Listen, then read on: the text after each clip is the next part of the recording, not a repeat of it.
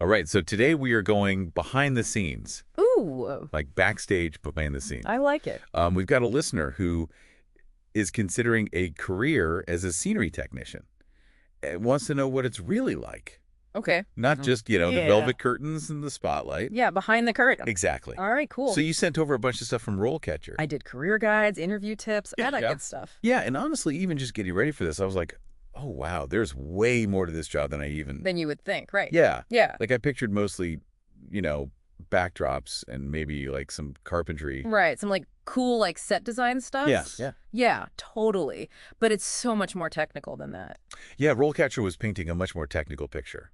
100%. They're talking about rigging, lighting, even pyrotechnics in some cases. Oh, really? Yeah. Like, hold on. So it's really about understanding complex machinery, working with pre-assembled sets, managing all of that equipment, and then also making sure that it's safe. Yeah, because you're not just moving stuff around. No, you're responsible for the safety and functionality of these complex systems. And the safety of the people on the stage. Exactly, and the people working on them. Right. Yeah, so a lot of responsibility, and that's just one example. And I was going to say, speaking of safety, I was very surprised to learn that there are certifications involved in this. Oh, yeah. Like rigging certifications. Absolutely. That sounds serious. Yeah, so you think about like a complex flying scene in a Broadway show where actors are suspended above the stage. Right. A scenery technician with that rigging expertise is who ensures the safety of the performers and the set. Oh, wow. Yeah, so these certifications are no joke. So it's like a big responsibility. Huge. And then there are also certifications for things like pyrotechnics, if you're working on a production that uses special effects, and even for specific software that's used in lighting and automation. Wait, so you're telling me they use pyrotechnics in the theater?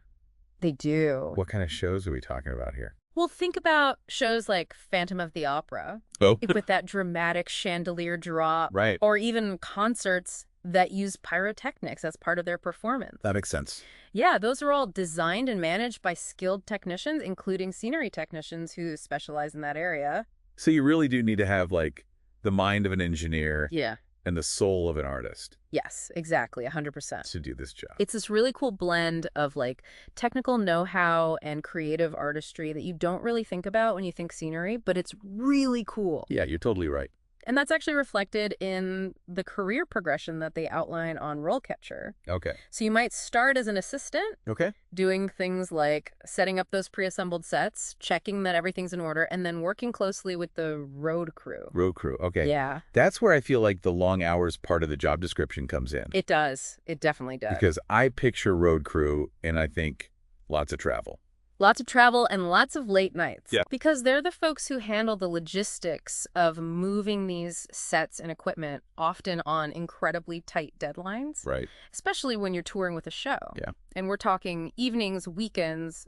The show must go on right. Right. But as you gain experience, you start to take on more responsibility, maybe leading a team. So what would that look like for, say, an intermediate level scenery technician? Good question. What are they doing? So at that level, you would be setting up and prepping sets more independently. Okay. You'd be conducting those thorough safety checks and maintenance, and probably with more specialized knowledge under your belt. So like more of those certifications. Exactly. And the example profile that RoleCatcher provided mentioned certifications like the ETCP Entertainment Electrician Certification Wow. and the OSHA 30-hour Construction Certification. So not only do you have to know how to do it, but you have to know how to do it safely. Yes, and according to industry standards, which is important. That's really interesting. And here's a detail from RoleCatcher that I thought was really cool. Oh, what's that? At this level, you might even start collaborating more directly with designers. Oh, wow. So you're not just following instructions. You're part of the process. You're part of the creative process. That's awesome. Yeah, imagine bringing those artistic visions to life. That's very cool. Yeah, it's a really cool aspect of the job. Okay, but let's be real for a second. Yeah, That also sounds really demanding. it is. It is. And it's not a career where you just like learn a few things and then coast. Right. The entertainment industry is constantly evolving. Right. New technologies. New technologies are popping up all the time, and RoleCatcher actually highlighted this story Oh, really? about a scenery technician who had to learn how to program a new automation system Oh, no. on the fly because the old one failed right before opening night, Oh, my gosh. and they pulled it off. Wow, talk about pressure. Right. Oh, I would panic. Oh, absolutely. And it just goes to show you, like, you really have to be on your game in this kind of work. Yeah. And be adaptable, clearly. Very much so. That's incredible. Yeah. That's a great story. That really speaks to that adaptability. It really does. So, okay, so we talked about kind of like the beginning and then that intermediate level. But now I want to know, Yeah. what does it take to reach the top, To climb that ladder. to climb that ladder, to be the top of the scenery technician world? Well, according to RoleCatcher, and let's not forget those all-important leadership and communication skills. Right, because you're managing people at that point. Exactly. That's just equipment. It's not just about the technical stuff. You got to be able to wangle the humans, too. That's right. It's all about teamwork, especially Yeah. with those tight deadlines and those high-pressure situations. Exactly. And speaking of high pressure, let's talk about the interview process. Okay. RoleCatcher had some interesting insights on what potential scenery technicians should expect. Like what? Like the types of questions that you might get asked. Okay, were they surprising? They were a little different than I expected. Really? Yeah, we're not talking about your typical, like, what are your strengths and weaknesses? Right. These are scenario-based questions designed to really test your knowledge, your problem-solving skills, and your ability to stay calm under pressure. Oh, I like it. Right. Put you on the spot. Yeah, exactly. Like, one question that RoleCatcher highlighted was, imagine you're working on a show, and during the performance, a critical piece of equipment malfunctions. Oh, no. What do you do? Oh, my goodness. That's a tough one. Right. Because the show must go on. Exactly. How do you answer that? Well, it's all about demonstrating your understanding of the technical systems, Okay. your ability to troubleshoot under pressure, and your awareness of safety protocols. Of course, because you don't want to put anybody in danger. Exactly. So a good answer would involve, like, identifying the problem, Okay. taking immediate steps to mitigate any risks, and then outlining a plan for repair or replacement. So you have to think on your feet. Exactly. And all while keeping the show running as smoothly as possible. Wow. No easy feat. So really what they're testing there is not just, do you have the technical skills, but do you have the composure? The grace under pressure. Right, to handle that. Because I feel like some people Sure. would just panic. Oh, absolutely. I would crumble. Me too. Yeah. I'd be like, I'm sorry, everybody, show's over. But you can't do that. No, you got to keep it rolling. The show must go on. Exactly. And remember that story about the scenery technician who had to learn a new automation system on opening night? Yeah. That would be a pretty compelling answer to that interview question. Totally. Because it shows that you can handle it. Exactly. You've been there. You've done that. Right. Oh, not you personally, babe. Not me personally, I would hope to. But you know you've seen it done. Right, exactly. And RoleCatcher actually offers like AI-powered interview prep, right? They do. Which seems like it'll be really helpful for this kind of thing. It's amazing they've analyzed tons of job specs and interview questions to create this AI system that can help you tailor your resume and practice your answers. They even have like AI-powered video feedback to help you refine your delivery. What? Yeah, it's really cool. That's incredible. Yeah. It's like having a personal interview coach. So it's one thing to know how to do all this stuff. Right. Like to be that scenery technician. To have all those skills, but then there's this whole other job hunting piece Totally. that you need to be prepared for. And AI is becoming a bigger part of that. Yeah, it's like AI is changing the game It is. It's really changing the game. in a lot of ways. Yeah, because recruiters are increasingly relying on AI to like filter through those mountains of resumes. Right. So tools like RoleCatcher are really empowering job seekers to understand those algorithms and tailor their applications so they stand out. So it's not just about what you know. It's about how you present yourself Yeah.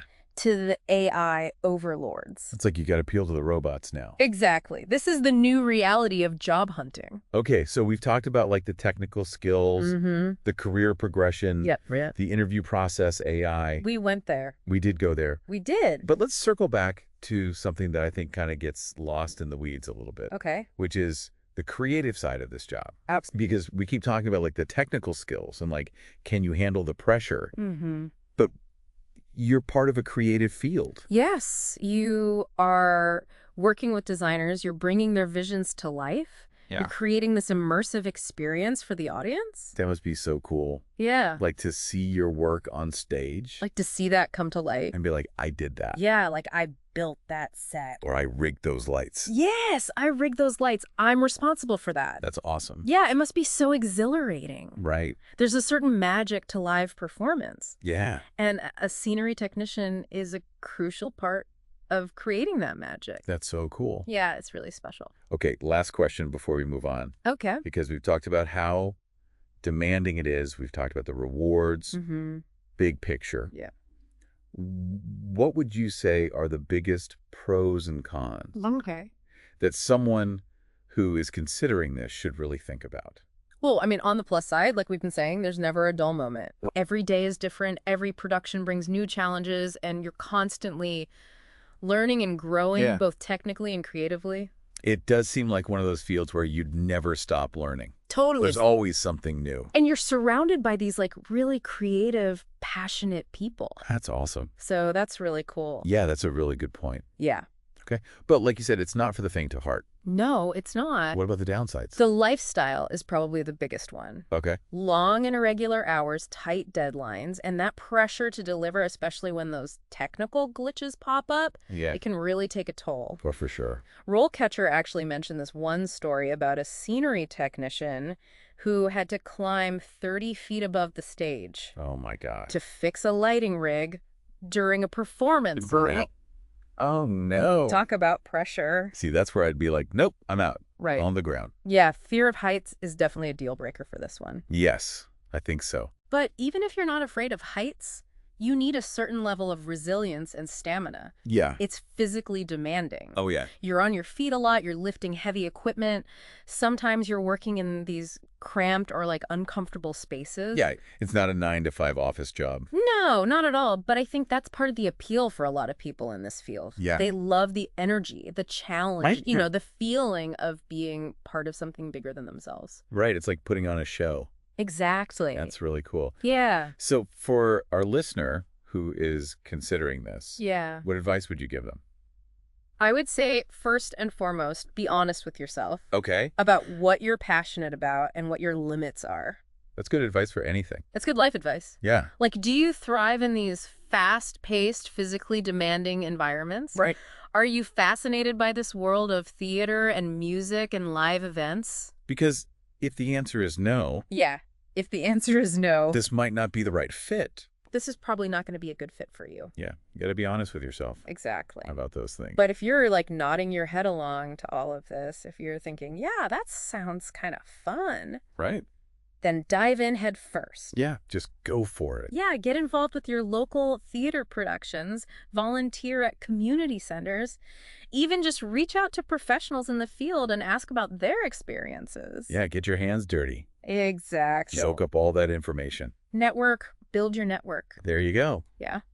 And don't be afraid of the technical stuff either. Yeah, embrace the technical aspects of the job because the more skills you have, the more competitive you'll be. Right. And that's where those certifications come in. Exactly. Those will make you stand out. Totally. And that's where platforms like RoleCatcher So helpful. can be so helpful. Yeah, it's like having a roadmap for your career journey. This has been amazing. Yeah. I had no idea there was so much to being a scenery technician. It's a hidden world. It really is.